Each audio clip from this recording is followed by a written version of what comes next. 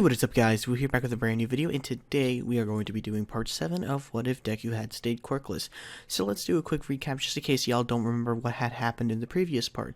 Deku beat Todoroki in their fight, but at a cost. He had broken one of his gauntlets he had produced. He had also made Todoroki use his left side, so now Todoroki is more accepting of his father's quirk. Now with that small recap out of the way, let's get into part 7. Deku goes to the recovery room and finds out that his left arm, which had worn the gauntlet that broke, is seriously injured because of the frostbite and the gauntlet's raw power. Deku tells Recovery Girl that he's aware of his gauntlet's power and he had made a redesign to it so it puts less strain on his hands. Recovery Girl quickly interrupts him though and mentions to him that even though he had developed it to reduce the pain and strain that goes into his hands, it adds up over time and that he still will get hurt regardless of, and he needs to be more careful or he might seriously injure himself. Recovery Girl asks him why he's trying so hard in the sports festival, and he tells her that since he's quirkless, everyone made fun of him and everybody told him that he couldn't be a hero. Even All Might had told him that as well. Recovery Girl looks at him with a serious face and states to him that even though he has good intentions, that All Might was right and it's too dangerous for him.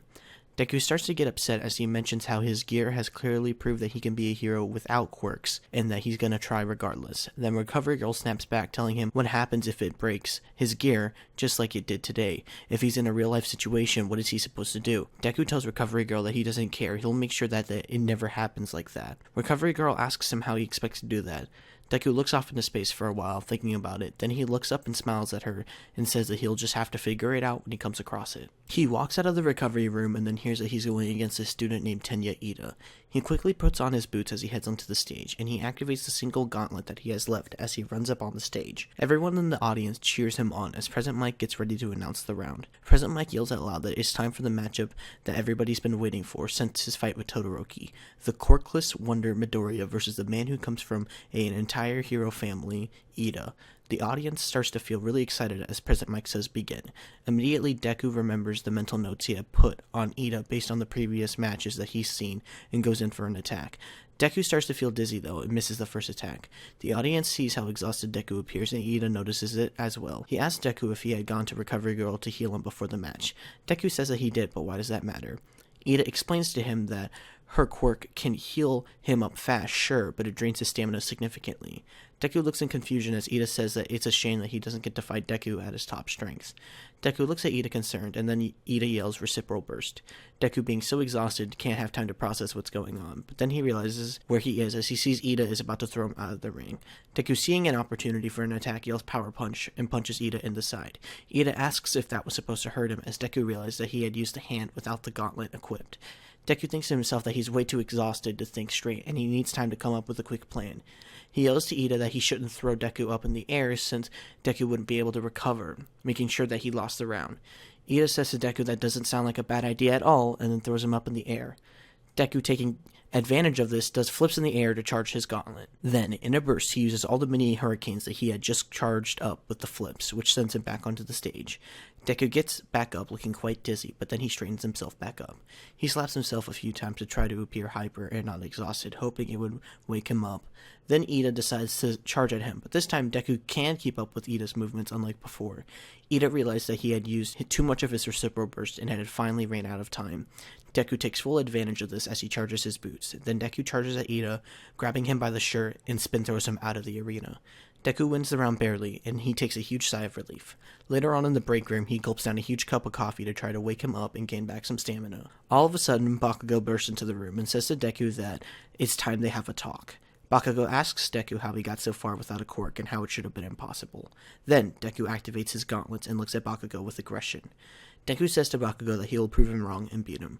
Deku continues by saying no matter what happens this time, he will be the winner, and he will prove to the world that even if you're quirkless, you can make it into the hero world. Bakugo looks at Deku in surprise since he's never seen Deku talk like this before, and then Bakugo looks at him and says that he doesn't care what he thinks and that he'll beat Deku no matter what, so Deku better get ready. Deku turns off the gauntlet and says, "Good luck beating me, Bakugo," and as Bakugo leaves the room, Deku wonders where all that confidence had come from, and that he needs to use that confidence more often. And that's going to be it, guys. I know this is a really short version of this What If. Quirkless Part 7 is going to be pretty short, I know that, and I know a lot of you guys are probably upset, but hear me out. I want Deku versus Bakugo to be its own video, and I'm going to work super hard on it, and it's going to be super long. The writing process has begun, so don't worry guys, it's going to be very long, hopefully. but I talk pretty fast, so it might actually be like 5 minutes still. But yeah, so I just decided to get this part out of the way. That way we can just make Bakugo versus Deku the main part. Quirkless Deku Part 8 is going to be the biggest part because it's going to have the resolution of the sports festival and the results of whether or not he made it into the sports festival. So that part's going to be a really big part, and that part's going to be super long. So we have the short part now, and then you basically get the super long part later. So, yeah, the like goal for this video is going to be really, really big because I want to see if you guys can hit this like goal in a day. I'd be amazed because let's see, Quirkless Deku Part 1's not Part 1. Quirkless Deku Part 6's like goal was like what? 350, I want to say. And you guys destroyed that like goal. And the current part is at 766. So if we can hit 500 likes on this part, that's right, I'm going to make this one big. If we hit 500 likes on the newest part, I will make Quirkless Deku Part 8. I think it's Part 8 now. Yeah, Part 8. I will release it this Friday. This Friday. That's right, guys. So I will script it the entire week. And if you guys get 500 likes before Friday, I will post it on Friday. And that's the challenge for you guys. So can you guys crush it? Let's see. So if you guys enjoyed this video, be sure to like, favorite, comment, subscribe. And I'll see you guys in my next video. Peace out.